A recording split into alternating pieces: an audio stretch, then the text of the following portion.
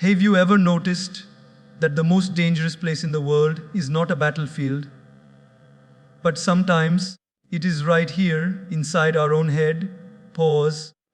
Gentle smile, the kind of thoughts we allow inside can either become our best friend or our worst enemy. And believe me, when the mind becomes our enemy, no outside enemy can harm us more. But when the mind becomes our friend, no outside problem can defeat us either. Our life is not shaped by circumstances alone, but by the way we think about them.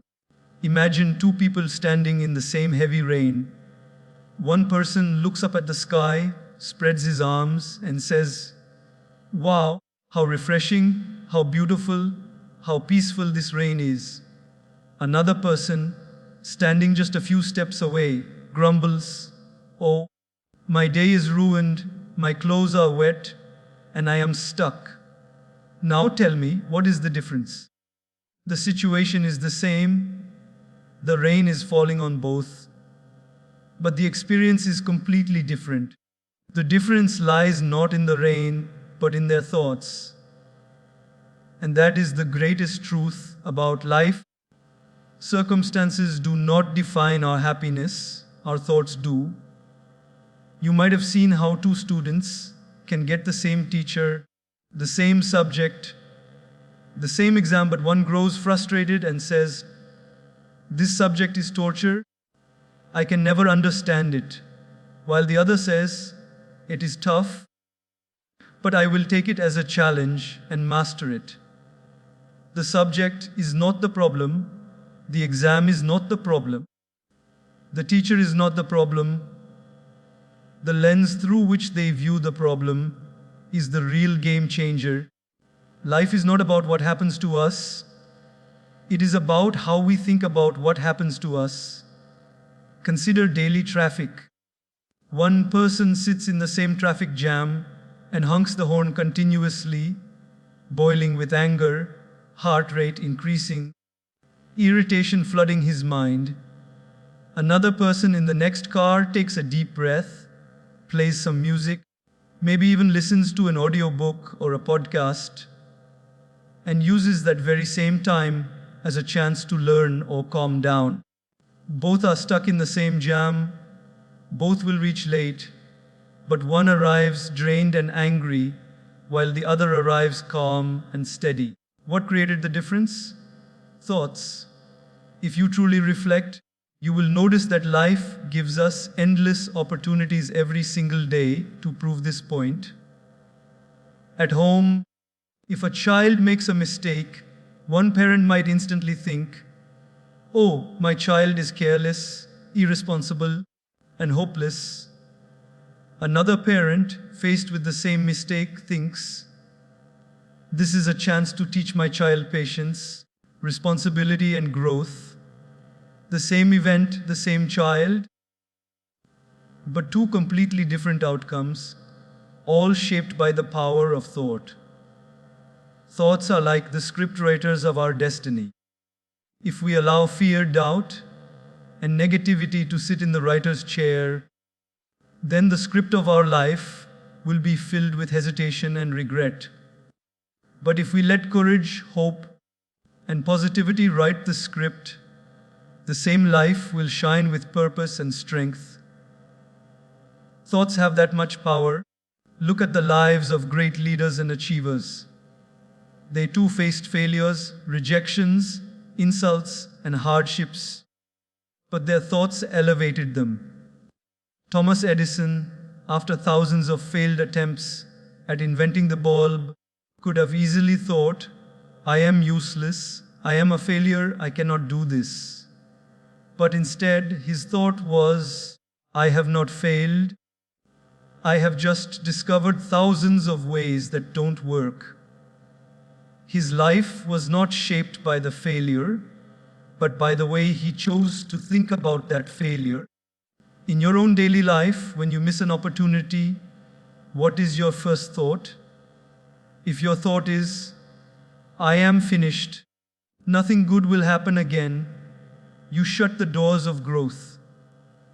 But if your thought is, Life has taught me something through this, and another opportunity will surely come. You open the door to new beginnings. A simple example: two people lose their job. One thinks, "This is the end of my career, I will never succeed," and sinks into depression. Another thinks, "This is life's way of redirecting me towards something better. Let me learn, upgrade my skills, and start again." The event is identical, but the outcome is not, because their inner world of thoughts is different. Even in relationships, thoughts decide the quality of connection. When a friend forgets to call you back, one thought is, "He does not care for me, he is ignoring me, I am not important." Another thought is, "He must be busy, I know he values me, let me reach out again."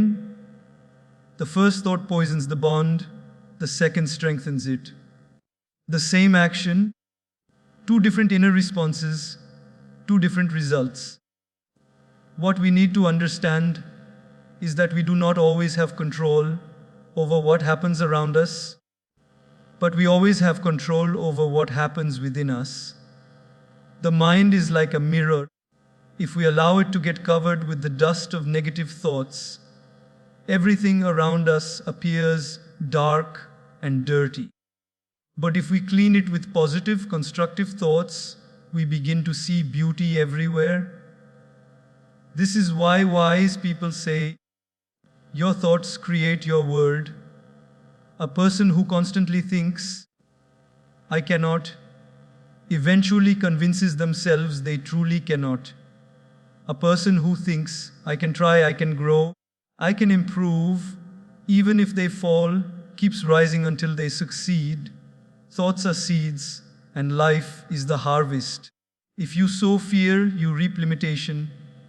If you sow faith, you reap miracles. So, the next time you face a challenge, pause and ask yourself, "Is my life going to be shaped by this circumstance, or by the thought I choose right now?" That single awareness can change everything. Because at the end of the day, it is not the outside rain, traffic, exams, jobs, or people that decide your destiny.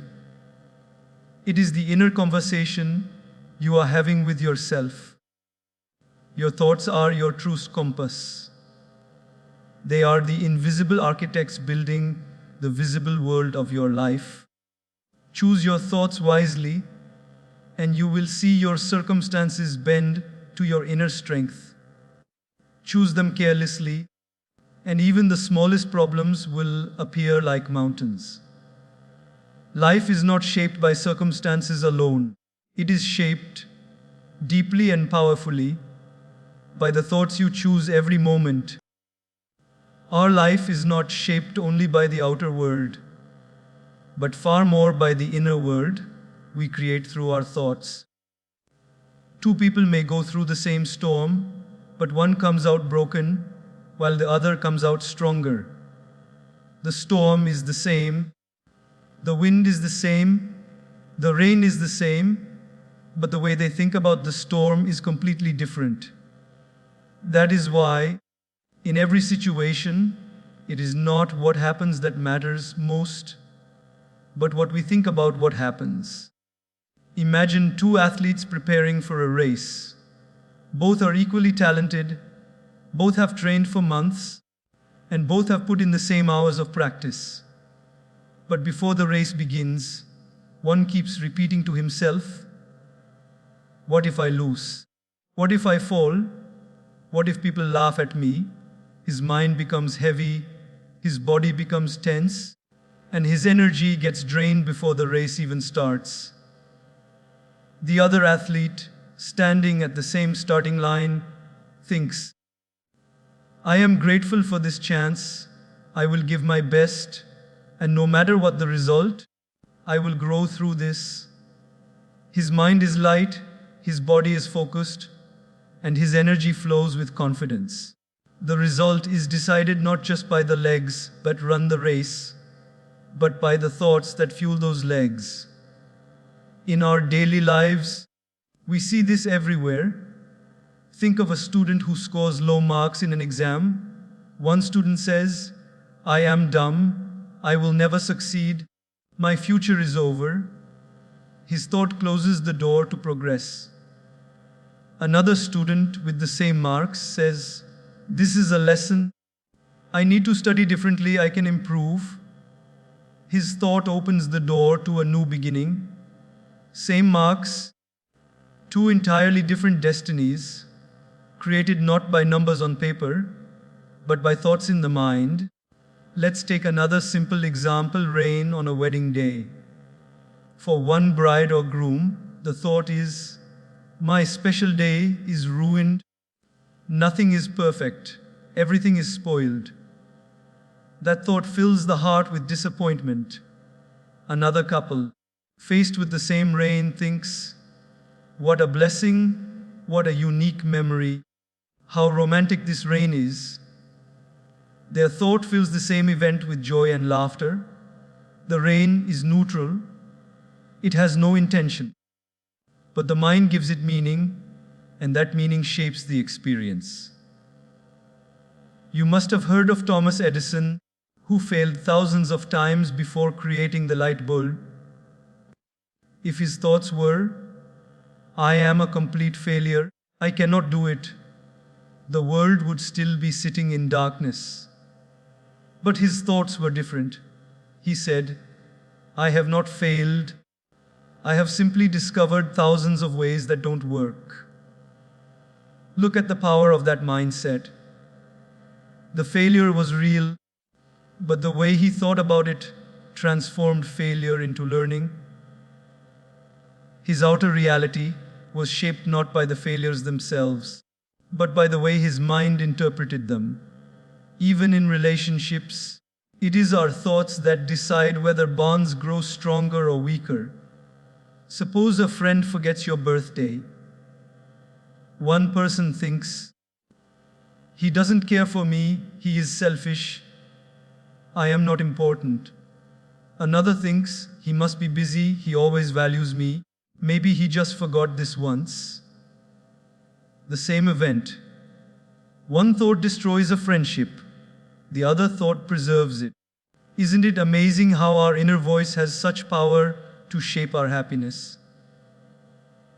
Think about people facing financial challenges. One person says, I am doomed, I will never recover, my life is destroyed. That thought makes him give up. Another person, facing the same loss, says, this is tough, but it's also a chance to rebuild smarter, to learn lessons, to start afresh. That thought energizes him to fight again. Slowly, the one who thought positively begins to rise, while the one who surrendered to negativity sinks deeper. The circumstances may be the same, but the thoughts created two very different futures. Even health is deeply influenced by thoughts. Doctors have spoken about the placebo effect, where patients take a sugar pill believing it is medicine, and their health improves, not because of the pill, but because of their belief. The thought of, I am healing, creates real healing. On the other hand, constant thoughts of fear and worry weaken the immune system, even if nothing serious has happened. The mind is not just a mirror of reality, it is a powerful creator of reality. You might ask, but can thoughts really be that powerful? Yes, because thoughts lead to emotions, emotions lead to actions, and actions shape results. If you constantly think negatively, your emotions become heavy, your actions become weak, and your results suffer. But if you think positively, your emotions lift you, your actions become stronger, and your results follow that strength. Life is not about escaping problems, but about thinking differently in the middle of problems. Picture two farmers in a drought. One farmer thinks, I am finished. Nothing will grow, everything is destroyed. He sits idle, paralyzed. Another farmer thinks, this drought is hard, but let me try new methods. Let me dig deeper for water. Let me find solutions. The second farmer may still face challenges, but his thought gives him courage to move, to try, to create. That courage eventually changes his destiny. So, the truth is simple but profound. Our circumstances do not hold as much power as our thoughts do. Circumstances are like clay, soft and formless, and our thoughts are the hands that shape that clay. Two people can receive the same clay, but one molds it into something beautiful, while the other leaves it broken. It is not about what the clay is. It is about what the hands do. Therefore, if you want to transform your life, do not only pray for better circumstances. Pray, train, and discipline yourself to have better thoughts. Because a positive thought has the strength to turn a challenge into a stepping stone, while a negative thought has the weakness to turn even an opportunity into a burden. What you think about your situation is more important than the situation itself. That is the secret that great thinkers, leaders, and spiritual teachers have always shared. Life is not about the cards you are dealt.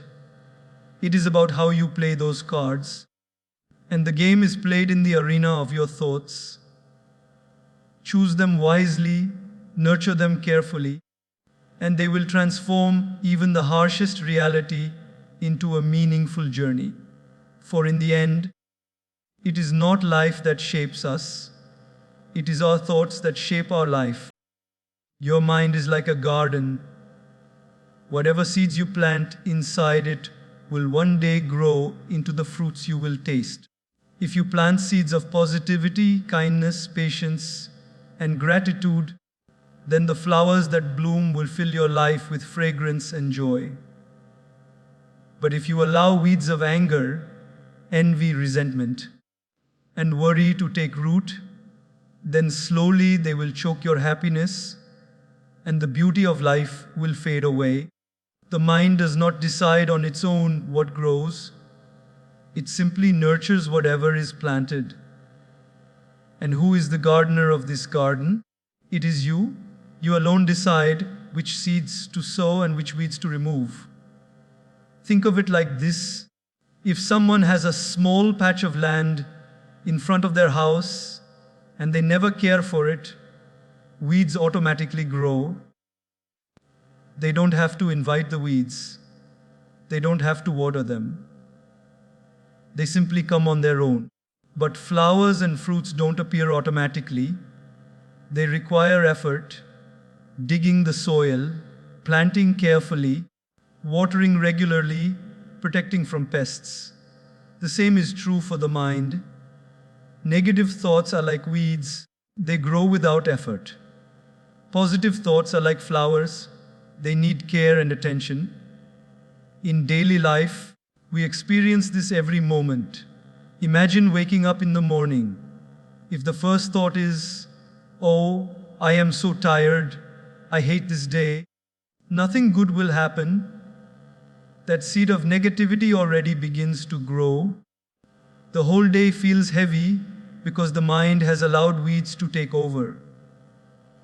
But if the first thought is, "I am grateful for another day, I will try to make it meaningful," then that seed of gratitude begins to grow, and slowly the day blossoms with positivity. It's not the sunlight or the weather outside. It is the garden inside that decides the beauty of our day. Consider relationships. If in your mind you constantly plant seeds of suspicion, "He doesn't care for me, she is ignoring me, they don't value me," then those weeds of doubt grow tall and destroy love. But if you plant seeds of trust, "He must be busy, she surely means well, they do care for me," then those flowers of understanding bloom and make the bond stronger. The soil is the same, the relationship is the same, but the harvest depends on which seeds you nurture. Think about your workplace. If your mind is filled with weeds of comparison, why is he promoted? Why is she praised? Why not me? Then resentment grows and you can never be satisfied. But if you plant seeds of effort, let me do my best, let me learn from them, my time will come, then the flowers of growth and peace will bloom. Again, it is the same office, the same boss, the same colleagues, but the experience differs based on which garden you cultivate within. Even health reflects this garden of thoughts. A person who constantly waters the weeds of worry, what if I get sick? What if something bad happens? What if things go wrong? Soon finds their mind restless and their body heavy. Another person, in the same circumstances, plants seeds of calmness. I will do my best to stay healthy. I will focus on what I can control. I will leave the rest to life. That positivity acts like medicine. Science itself shows that stress weakens immunity, while positive emotions strengthen it. The body listens to the mind's garden. There's a simple but powerful truth. The garden does not change overnight. You cannot plant a seed today and expect a tree tomorrow. In the same way, you cannot plant one thought of positivity and expect life to transform instantly. You need patience. A farmer knows he must water the seeds every day, protect them from storms, and wait for the harvest. Similarly, in the mind, daily effort matters. Reading uplifting words, surrounding yourself with good people, reflecting on gratitude, pausing to remove weeds of negativity. Slowly, steadily, the flowers grow. Sometimes people say, I have no control over my thoughts, they just come. That is true. Like weeds, unwanted thoughts will come. But you always have control over what you nurture. If you let the weed remain, it spreads. If you pluck it out the moment it appears, it loses strength. Thoughts are like guests at your door. You cannot stop them from knocking, but you can decide which ones to invite inside, which ones to offer tea, and which ones to politely turn away. Think about it. If you invite a thief into your home and keep feeding him, will he ever leave? He will bring more thieves with him. But if you say, no, this is not your place, he will go away. Negative thoughts are like thieves stealing your peace. Do not offer them hospitality. Instead, keep your garden close to them and open to the seeds of positivity. One beautiful example is how children think.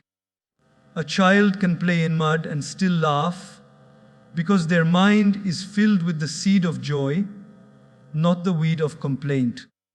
As we grow older, we allow weeds of expectation, pride, and ego to take over, and we forget the simplicity of seeing beauty in small things. To reclaim that joy, we must once again become gardeners, choosing carefully what grows inside. Life will always give us seeds. Some days, circumstances will hand us seeds of pain, loss, or failure. Some days, they will hand us seeds of opportunity, love, and success. We cannot control the seeds life gives us, but we can control which ones we plant, which ones we water, and which ones we throw away. If you take the seed of failure and plant it with the thought, this means I am worthless, then weeds grow. But if you take the same seed of failure and plant it with the thought, this is fertilizer for my growth, I will try again, then flowers bloom.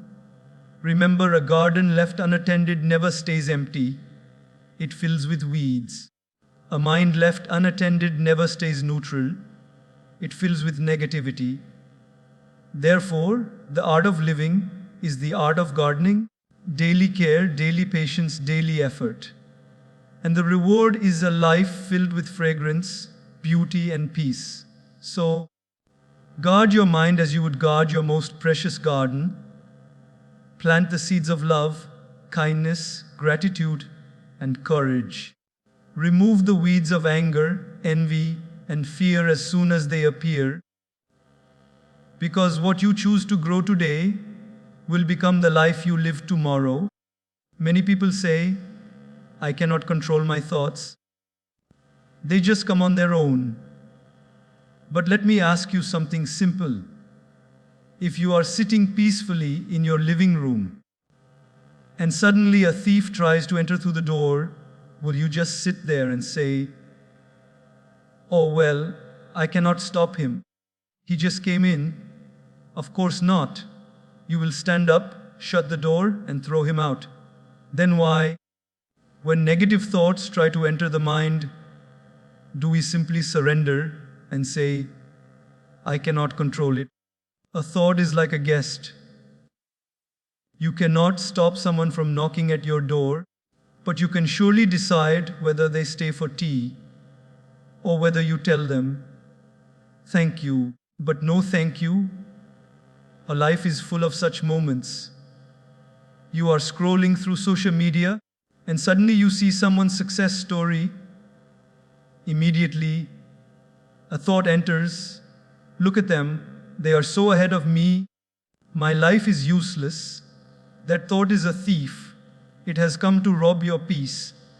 If you let it sit inside, it will call more thieves.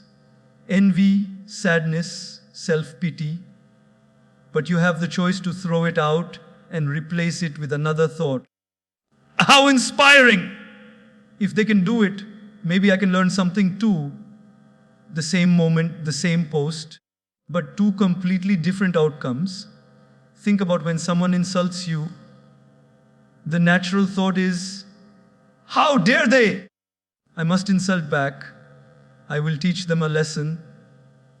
That thought knocks on your door with full force. If you let it in, it calls its friends. Anger, frustration, bitterness. Soon your heart is burning, your face is tense, and your whole day is ruined. But if at that very moment, you choose another thought, this insult says more about their state of mind than about me. Why should I let their negativity control my peace? Then you have shut the door on the thief. You have taken control. Controlling thoughts does not mean stopping them from coming. That is impossible. Thoughts are like birds flying in the sky. You cannot stop them from flying above your head, but you can surely stop them from making a nest in your hair.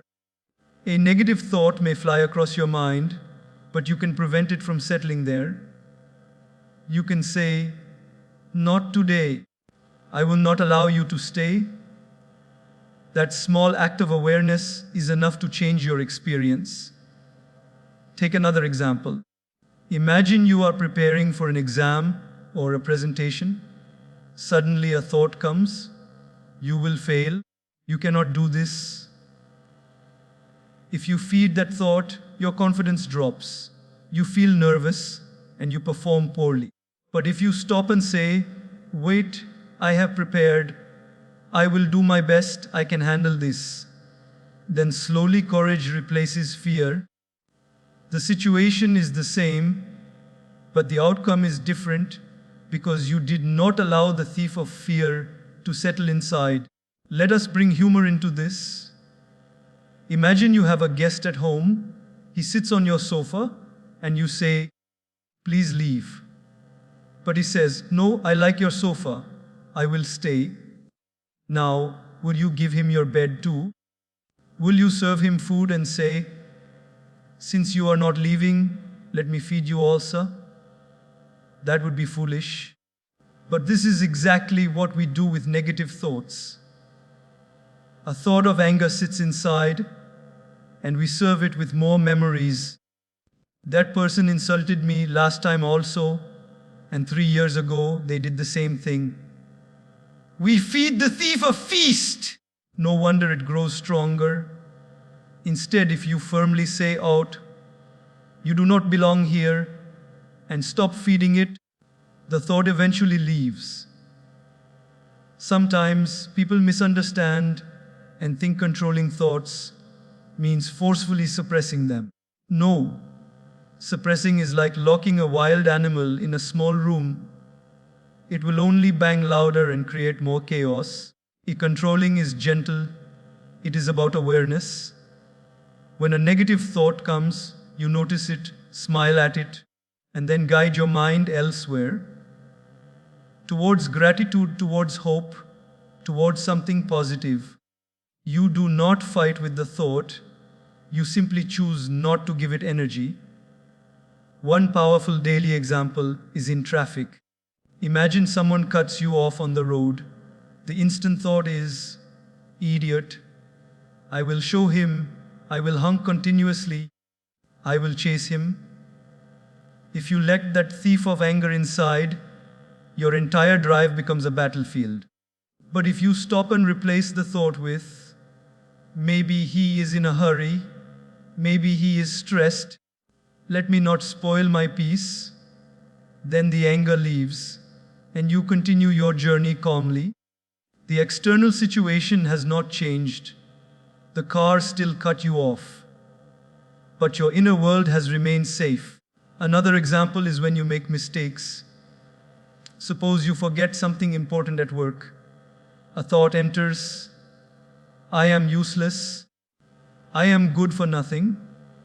If you allow that thought to stay, it will call its friends: guilt, shame, low self-esteem. But if you replace it with another thought, "I made a mistake. I will learn from it. Next time I will be more careful," then the thief cannot rob you. You have turned the situation into an opportunity for growth. The truth is, the mind will always try to wander. Negative thoughts will always knock. But you must remind yourself, you are the master, not the servant. The door of your mind is under your control. Just as you decide who enters your home, you must decide which thoughts enter your inner home. If you guard it wisely, no thief can steal your peace.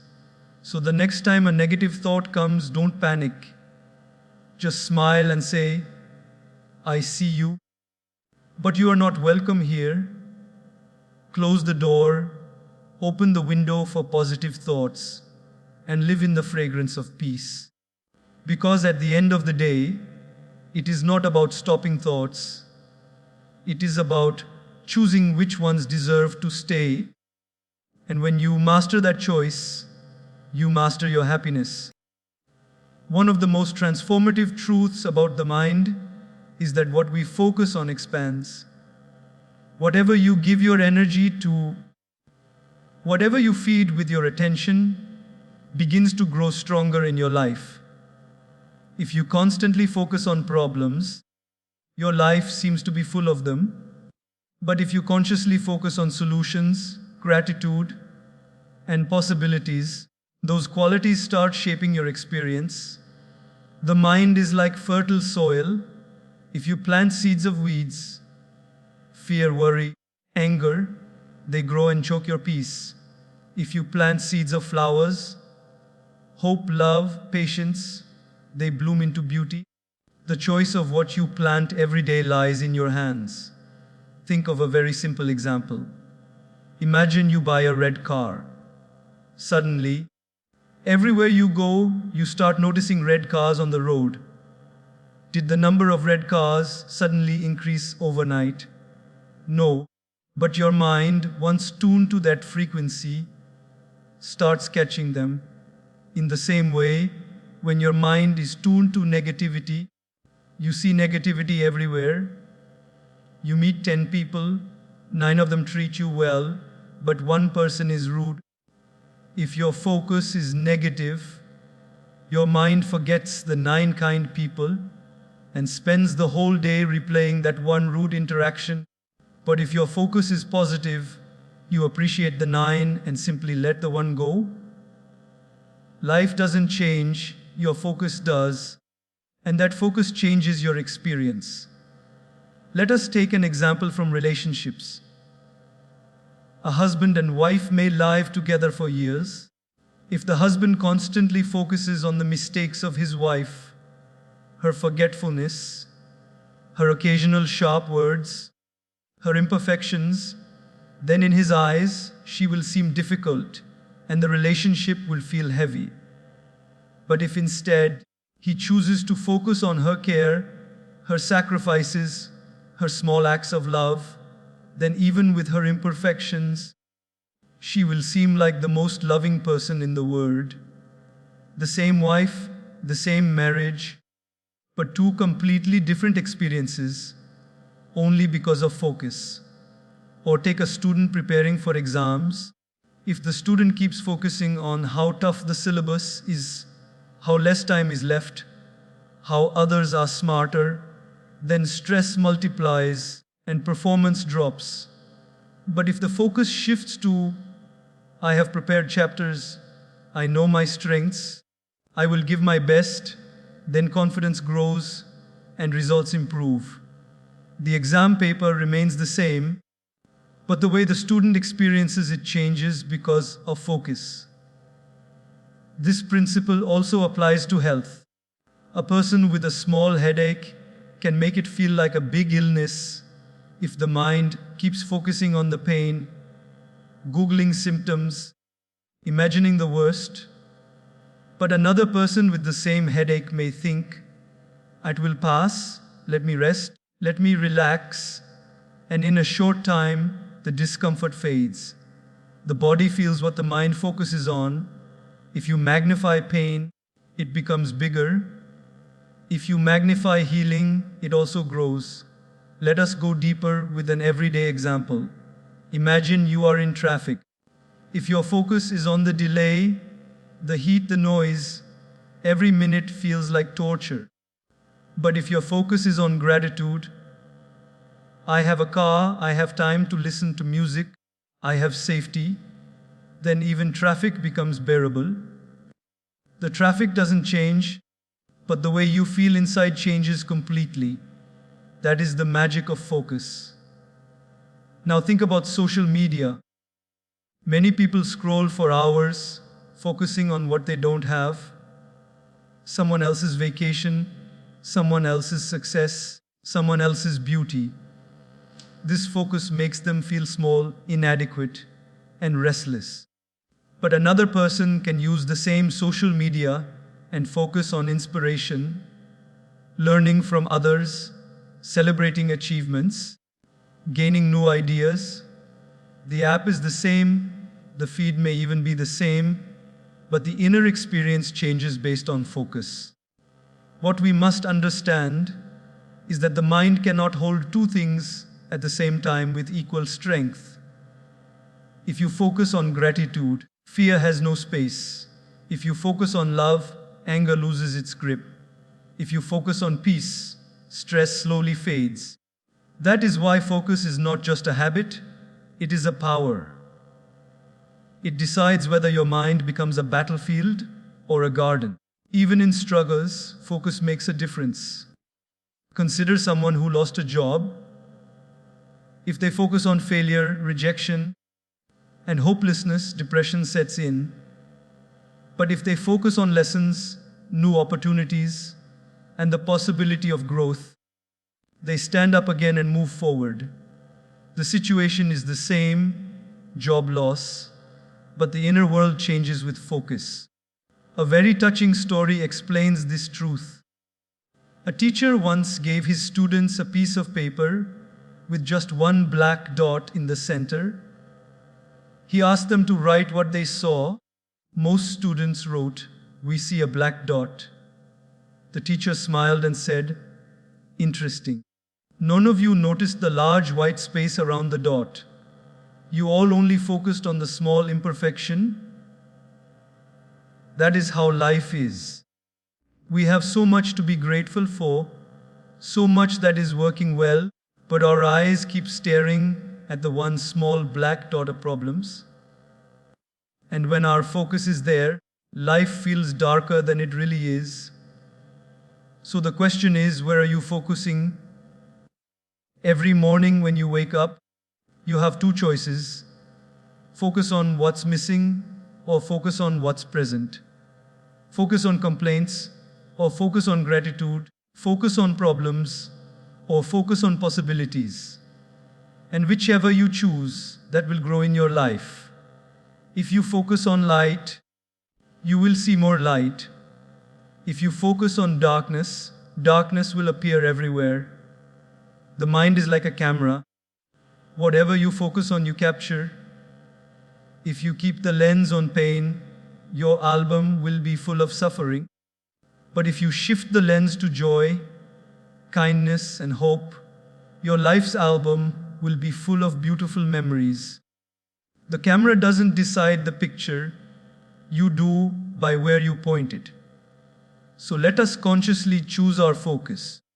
When people hurt us, let's focus on forgiving. When times are tough, let's focus on learning.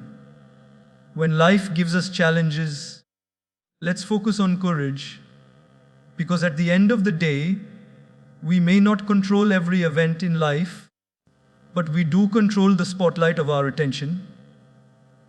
And where that spotlight shines, life takes its shape. The mind is a powerful storyteller. Every single day, it whispers narratives into our ears, some uplifting, some destructive. The way we interpret situations, the way we frame them in our thoughts, decides whether life feels like a blessing or a burden. Two people can go through the same event, yet one feels crushed, while the other feels strengthened, simply because of the story they told themselves in their mind. This is why learning to change your inner narrative is like rewriting the script of your life. Think about rain. For a farmer, rain is a blessing.